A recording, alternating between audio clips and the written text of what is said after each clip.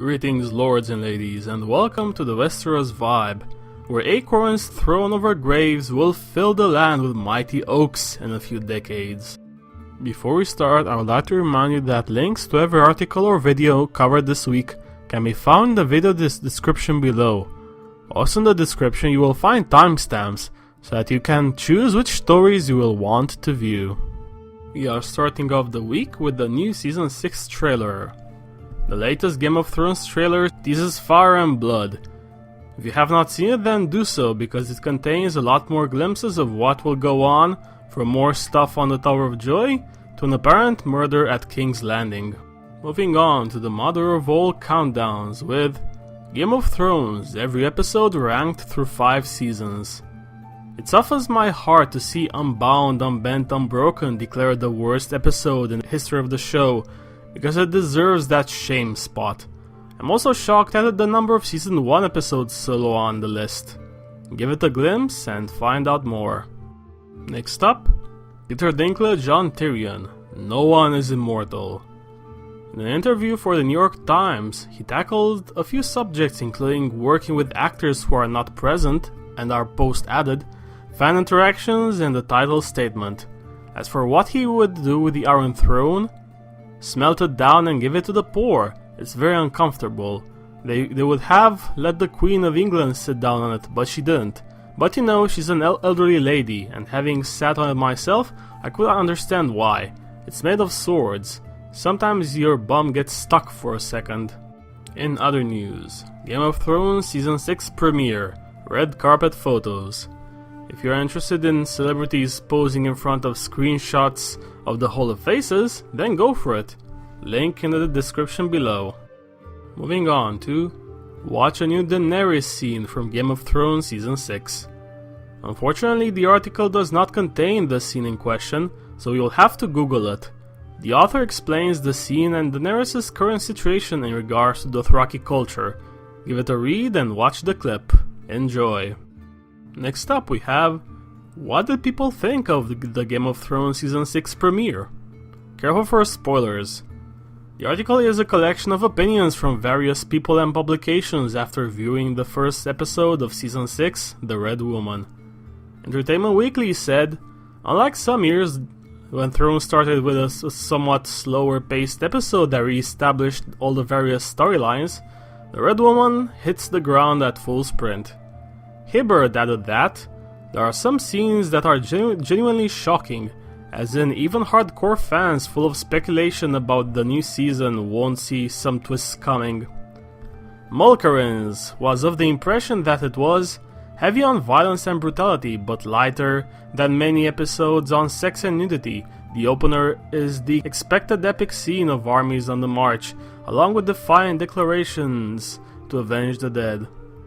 Finally, Craig Mazin tweeted, "The missus and I went to the Game of Thrones premiere this evening. The first episode is big shock, awesome. Last scene, what?" For the rest of the reactions, click the link below and enjoy. In other news, Game of Thrones Season 6 by the numbers. The most revealing information is the following. This season was a beast to make. We shot 680 hours of dailies, which translated to 3.7 million feet of film. We shot in 5 different countries: Northern Ireland, Spain, Croatia, Iceland and Canada. We employed 900 crew members in Belfast, 400 in Spain. We issued 140 script revisions. We 2-shot units a day for 22 weeks straight, 3 units a day for 10 weeks straight, 4 units for 2 weeks straight.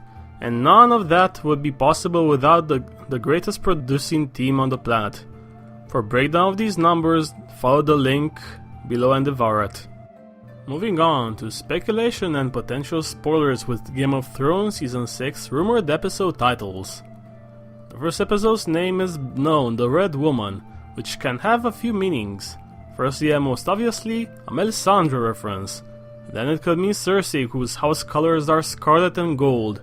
Hopefully it could also mean Lady Stoneheart, as she had her throat slit and in the books raked her face in her grief. The second episode's speculative title is Home, which can refer to Daenerys' new home among the Dosh Khaleen, Sansa arriving at her new home at some northern lord's keep, Sam and Gilly arriving at Horn Hill, Sam's family's keep, and Euron Greyjoy returning to the Iron Islands. The third is Oathbreaker, which is a famous name from the book, given to the Oathkeeper's sword by Lady Stoneheart after capturing Brienne. Could Sansa take her place and give Brienne the famous choice from the books? Another Oathbreaker is Jaime, who failed to bring Myrcella home safe. This may also be the episode where swift justice is dealt to the Night's Watch traitors. The last two episode titles are pure speculation, as is my interpretation of them. However, it represents an interesting exercise. Do feel free to come up with more interpretations or title suggestions in the comments below. Next up we have Game of Thrones Finn Jones, Sir Loras being treated very badly. In the interview he talks about the differences between Season 6 and the previous ones, mentioning them taking more risks from a storytelling perspective. He also talks about his current predicament on the show and his standing. For the entire interview, follow the link below. In other potentially spoilery news, will this character finally make his debut on Game of Thrones? The character the article is referring to is, of course, Septon Merrible's constant companion, the dog named Dog. It is a somewhat entertaining article, so give it a read if you want to see some dog pictures. Moving on with Game of Thrones' Maisie Williams praises her stunt double, previews Arya's fight. Oh my gosh girl, get up! One interesting quote was, "I've had stunt doubles before where they were lovely girls, but they didn't look like me. I didn't buy it, like, I don't look at you from behind and think that you look like me. And that means the audience is gonna be the same. They're gonna be like, that's not Arya.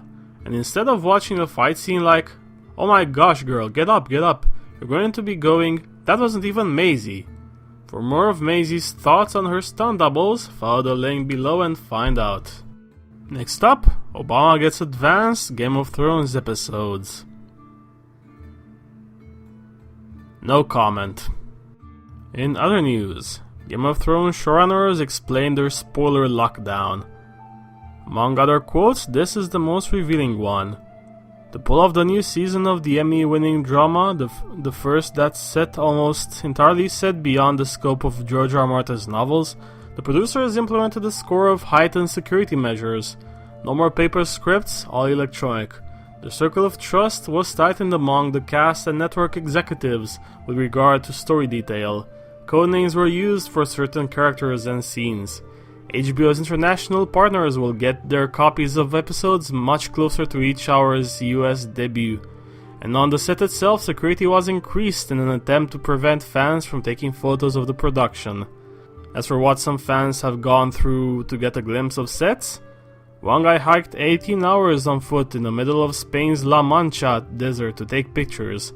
Another guy in Northern Ireland crawled through the mud and did his own little private commando mission. Moving on to, the final seasons of Game of Thrones might have fewer episodes.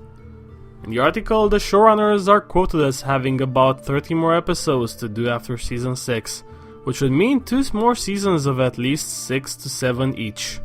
Next up, Game of Thrones new clip features blind Arya in street fight. It is short and not so sweet as Arya aka Blind Beth is challenged to a fight by Faceless Woman number 1, who we met last season. Watch the clip and enjoy.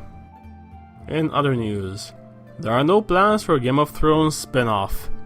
The most important quote is, "If that were to happen, it would have to come from Benioff and Weiss really feeling something, or author George R. R. Martin really feeling that it was the right thing to do. Not knowing how this particular story ends, I don't know. There are plenty of characters, secondary characters, that you could build a world around. We're always going to be drawn to a strong creative vision, but we are not going to do that unless we feel the passion. So it all depends on David, Dan and George whether some potential spin-off will be created or not." Moving on to the lands of YouTube, we have a lot of videos to mention this week. The Game of Thrones YouTube channel has released a ton of videos this week, so let us go through them really quick.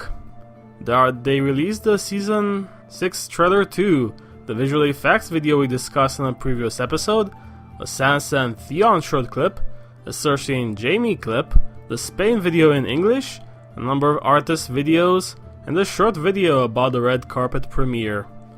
Alt-Shift-X has released his breakdown of the new trailer. Vassals of Kingsgrave have released part 16 of their epic reread, covering chapters from February to 99.